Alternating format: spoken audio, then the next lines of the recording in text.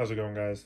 Just doing a quick and brief overview over my Crye AirLite Chest Rig. Bottom line up front, can't go wrong with it. It's a little older design. There's some newer stuff out there that might be a little nicer, but this thing made me a believer in chest rigs again. So we're gonna go from camera side left to right, and just go through real quick. This is set up as a Ground Force Commander kit for patrolling or light infantry work. So starting here, this is a Tier Tactical admin pouch. Use it for signaling, note keeping. It's honestly really great. Got room for comms, our earpieces, lots of space on the inside for securing multi-tool or notebooks. We have loops for chem lights. I have an IR buzzsaw set up right here, signal mirror. Had VS17 in there for a while, but you have a zippered mesh pocket, your main section with 4 elastic loops, and then you've got a smaller secondary pocket in here as well. So great pouch for admin side. I'm right-hand dominant, so I just have that on my right side. If I'm accessing signaling stuff, I'm probably not using my rifle, so sling the rifle and then access with both hands. Coming around, just a tourniquet and an elastic sleeve. And then 3 Blue Force Gear double mag pouches. Pretty much just their take on the tried and true double M4 mag pouch. Just run 3 up front. I've got mags in them right now, but I have them so I can throw anything in them. I've done single stack 308 mags, or not single stack, but single 308 mags in each. So you do 3. If I was really concerned, for me it's not. I can throw a smoke grenade in here, or anything like that. So it just gives an option to tailor your kit around a little bit. Back in 2018, when I put this thing together, I don't think the Spud by Spiritus existed. If it did at the time, I'd probably do 3 Spuds instead, but hey, these work. They've lasted really well, so I have no desire to change them and spend additional money if I don't have to. If they ever wear out, they'll probably get replaced by Spuds or whatever comes next. Moving around, this is an Arbor Arms mini Nalgene, or not Nalgene, like water bottle pouch. You can put another 2 mags in here or a smoke grenade. Folds up out of the way. The big thing is it takes up a single column of Molly. So really what that does is that gives me an option to have these 3 main pouches, and then have this here as a means to shuffle things around, and this fulfills a general purpose mindset. Another tourniquet, and then this is I believe it's an SOE gear, essentially like canteen pouch, but really what this does for me is it fulfills a general purpose pouch. So just have neck gaiter, lightweight neck gaiter, and then inside it I have a padded nods insert from Arbor Arms. It can fit duals. If I want to, I can take this out, turn it into additional storage for more magazines. I can put an Nalgene or a canteen in here if I'm not carrying water on my back.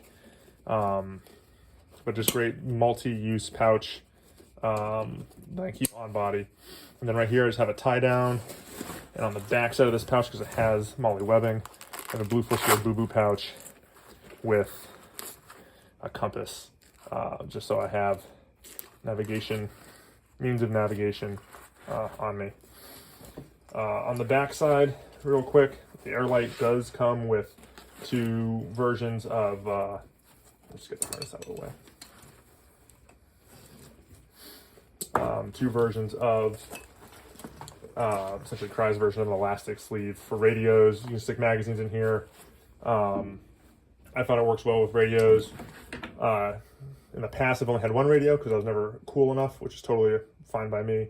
But I'd run a radio on one side, and then I'd stick a laminated map rolled up in this other sleeve right here, tied down as well so I don't lose it. On the inside, something that I did, and it takes a little bit of modification, so it's been kind of hard to show, but using the straps provided by Crye, I stuck the Velcro field on the back and then expanded it by using an axle sandwich bag to give me a small admin pocket where I can have thin items like markers, protractors, another notebook inside it. And so I have an old Write in the Rain right here, just some notes and some grids. And then I've got some markers in here. And then I also have, I had to cut it down. So for those of you who are forward observers, I had to cut off the fires specific numbers along the outside. So I just left the degrees, but I can still navigate using a map and compass using this without having to use a GPS. So it all fits right in here. And then I have a little red light for near signaling. It's really a contingency item. It's not a primary use at all, but it just tucks right in there. And I run it up close to my chest right here. And then on the underside, I have a Faro mini dangler that is really kind of just general purpose, whether it's IFAC or random items. So spare red headlamp, electrical tape. And then I took some measurements and I cut some slits in the top of it. You can kind of see right here. And I took this Blue Force Gear signal flare pouch and attached it to it. So when I'm wearing it, it sits like this. I have access to the flare pouch and I can still access the mini dangler. So again, the purpose of this is for a ground force commander, really command and control of maneuver elements and integrating in assets to help the forces with actions on. It's a little heavier than a slick cool guy shooter setup. It enables me to shoot, move, and communicate as I need, but more importantly, fulfills the role of coordinating battlefield assets. Overall, guys, cannot recommend the Crye AirLite Chest Rig enough. Again, I've had this thing for 7 years now. Never once regretted it. The AirLite harness is probably the best out there, bar none. And I know it's not a cool guy split rig that's all of a sudden back in vogue, but if you're looking for an old school kind of Rhodesian style chest rig that's lightweight and durable, I can't recommend anything more enough than that. Final note, guys, just want to kind of talk about giving to the poor, right? Jesus says, hey, you know, what you do for the least of these, you do for me as well. Looking at it in addition to being a good steward and a good servant of Christ, looking at it from a community aspect, taking care of others, especially those who are not as blessed or as well off as you may be. Even if you don't feel like you're well off, there's almost always someone who's less well off, right? And taking time to help them, even just little means, goes a long way in helping your community, building a reputation, building a network that can be relied upon. Plus, I know there's a lot of stigma about giving to the poor these days or helping people who are begging outside of Walmart.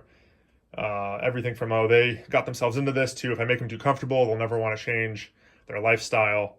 What I can tell you from just personal experience is you don't have to give them money. You can give them other supplies, food, water, if you're concerned about it.